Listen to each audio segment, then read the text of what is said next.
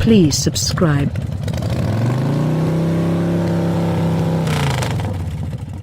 The Genesis G90 is traditionalist. It's limited, unfussy, strong, stolid, and certain about its very own bedrock esteems. The kind of huge extravagance car that'd be gone for Eisenhower voters who wear plain fabric covers and changed to Lexus 3 decades prior. It's a car for individuals who would prefer not to cause undue to notice themselves. What's more, for the 2020 model year, the G90 has experienced a huge update just because since its presentation as a 2017 model. It's a relaxed remodel that is certain to pull in purchasers who are currently prepared to strikingly confront the social strife of the 1960s. There's the Genesis' exceptionally clear new nose. The mammoth home plate molded grille is the thing that you'll see first, trailed by the new backside and new wheel structures. That undeniable face is surrounded by new, more slender headlights that are themselves divided by a LED strip that fill in as daytime running lights and blinkers. Along the new bumpers are extra light strips over an enhancing vent port that light up with the blinkers. The entire thing looks increasingly current and progressively forceful, if somewhat pompous for the proposed market. Yet, while the beast-size grille will get the gazes, a significant number of nose's subtler structure subtleties are noteworthy. Like the sharp wrinkles in the hood that give it the appearance of a custom-fitted fit, and the middle valley that breadths once again from the winged Genesis logo. Each board rearward of the G90's C-column likewise is new, removing a portion of the hang from its butt while including more visual mass to the storage compartment top. The new tail lights are slim and exquisite, yet they don't light successively as do an Audi's or a Mustang's. Guidelines worried about the insignificant zone of the underlying brightening prevented the general tail light activity from occurring here. In any case, in Korea, you can get a G90 with successive tail lights. The Genesis name presently gladly ranges over the tail just because.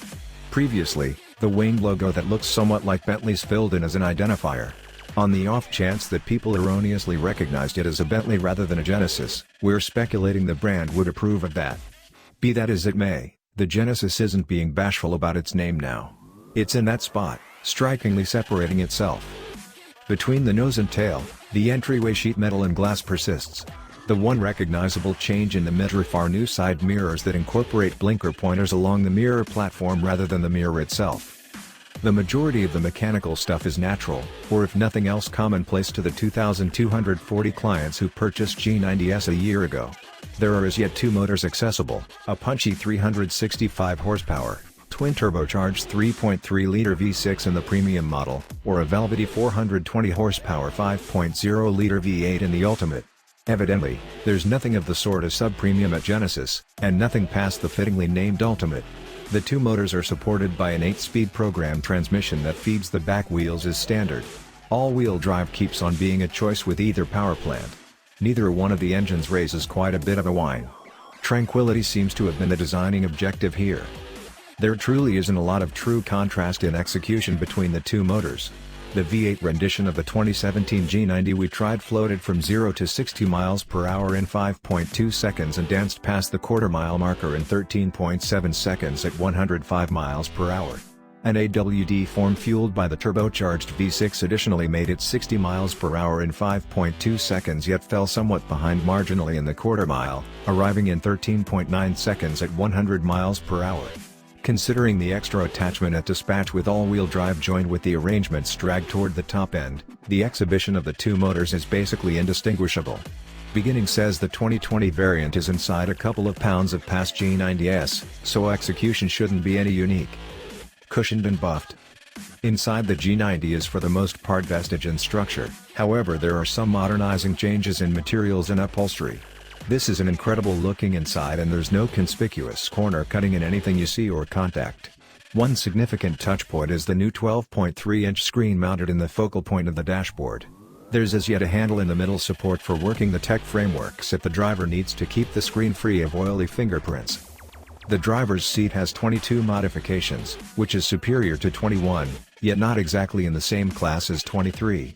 There's likewise another element that lets the driver input their physical measurements, including weight, inseam, and stature, and the seat will change the driving position naturally. The multiple times we attempted the framework, it would in general leave us raked back more remote than we would typically be agreeable.